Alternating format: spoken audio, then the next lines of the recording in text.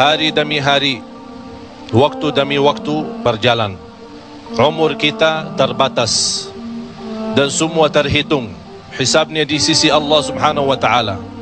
Umur kita sejak kita dilahirkan sampai akan meninggal dunia sudah semua ditentukan oleh Allah Subhanahu wa ta'ala.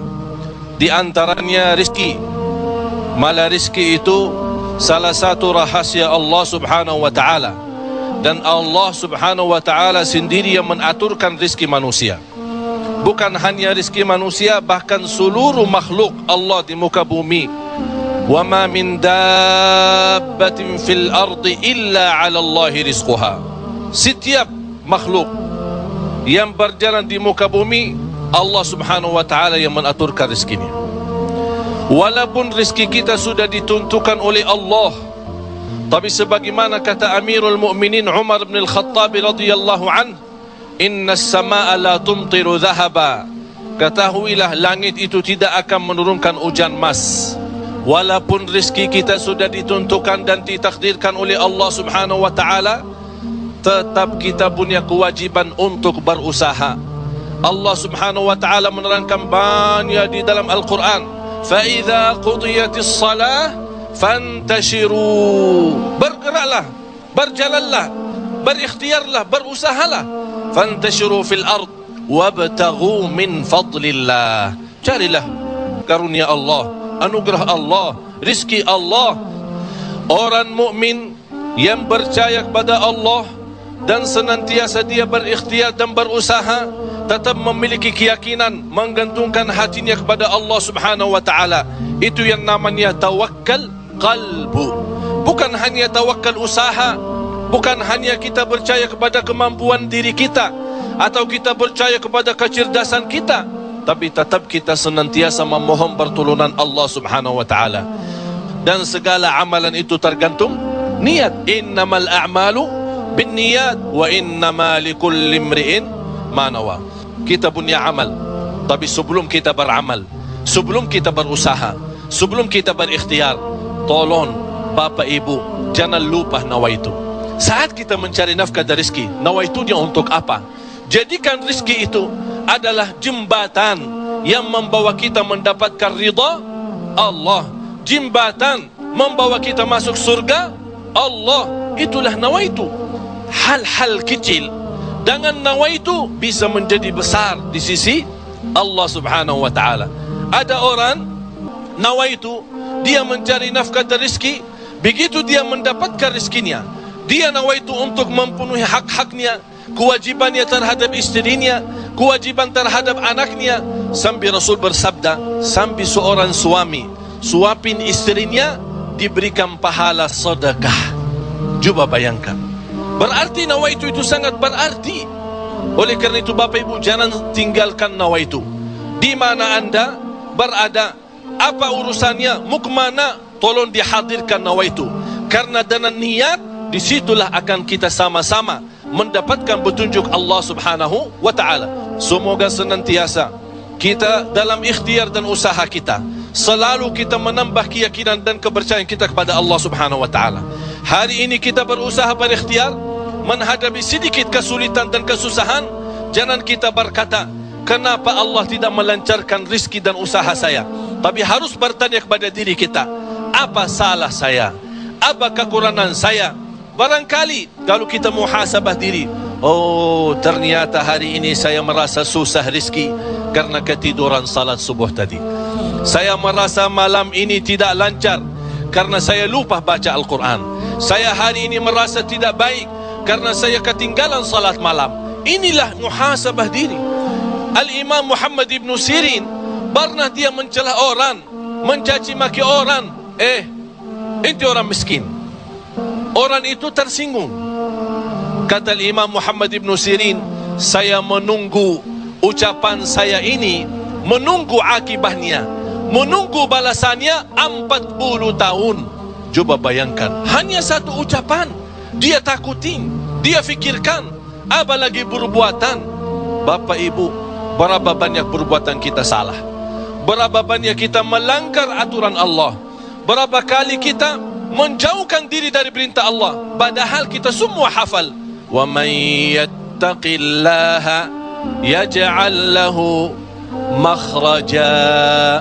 Barang siapa yang takwa kepada Allah, akan Allah jaminkan diberikan jalan keluar dari segala kesusahan, dari segala kesempitan. Berarti kalau kita berdoa, kita berikhtiar, kita berusaha, tapi masih kita menghadapi kesusahan dan kesulitan, pasti ada sesuatu yang tertinggal. Salah satu amalan di samping ikhtiar dan usaha kita adalah zikrullah, terutama istighfar. Karena termasuk istighfar adalah salah satu kunci mendatangkan rezeki. Sebaik istighfar itu sepanjang waktu, pagi, siang, sore, malam, naik motor, jalan kaki, naik bis, mau kemana-mana, tidak keberatan kita membasahi lidah dengan istighfar. Malah ada seorang sahabat Rasulullah sallallahu alaihi wasallam, "Ya Rasulullah, berikan kepada aku amalan yang menjaminkan aku masuk surga." Rasul menjawab, "La yazalu lisanuka ratban min dzikrillah." Basahi lidahmu dengan zikir kepada Allah. Kunci rizki bapa ibu adalah zikrullah. Kunci rizki zikrullah, di antaranya istighfar. Allah subhanahu wa ta'ala menjaminkan dalam Al-Quran di surat Nuh, "Faqultu astaghfiru rabbakum innahu kana ghaffara." Apa manfaatnya istighfar? Yursilis samaa'a 'alaikum midrara wa yumdidukum bi amwalin wa banin wa yaj'al lakum jannatin wa yaj'al lakum anhara. Dengan istighfar terjamin keturunan. Dengan istighfar kemudahan rezeki. Dengan istighfar kelancaran usaha. Dengan istighfar kesumpuhan dari penyakit. Dengan istighfar banyak kemudahan dan kemuliaan yang kita dapat. Kalau memang ingin ditambah rezeki kita, kalau belum sempat haji, kita ingin berhaji. Kalau kita sudah haji, ingin Allah menambah kita bisa haji lagi. La in syakartum lazim. Jadilah hamba yang bersyukur, karena nikmat Allah memang Bapak Ibu tidak bisa terhitung. Nikmat Allah begitu banyak di setiap waktu dan setiap saat, lahir dan batin. Wa in ta'uddu ni'matallahi la tuhsuha. Oleh karena itu, jangan anda menjadi orang-orang yang mengkufri nikmat, tapi jadilah senantiasa mensyukuri nikmat. InsyaAllah dengan syukuri nikmat dan sabar menghadapi ujian dan cobaan, kita bisa menjadi hamba yang diridai Allah. Kalau Allah sudah ridha kepada kita, InsyaAllah segala amal ibadah kita akan diterima, dan segala usaha dan ikhtiar kita akan dipermudahkan oleh Allah subhanahu wa ta'ala. Bapak Ibu, yang terakhir, tidak boleh kita lupa doa. Rasul kita sallallahu alaihi wasallam selalu berdoa kepada Allah subhanahu wa ta'ala. Padahal dia Rasul, terjamin pertolongan Allah. Senjata orang mukmin adalah doa, dan pintu langit bisa dibuka dengan doa.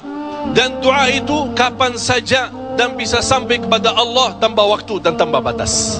Selama kita masih berdoa kepada Allah, selama masih kita memohon kepada Allah, Allah akan senantiasa mendengar doa kita. Bismillahirrahmanirrahim. Alhamdulillahi rabbil alamin. Ar-Rahmanir Rahim. Maliki yawmiddin. Iyyaka na'budu wa iyyaka nasta'in. Ihdinas siratal mustaqim. Siratal ladzina an'amta 'alaihim ghairil maghdubi 'alaihim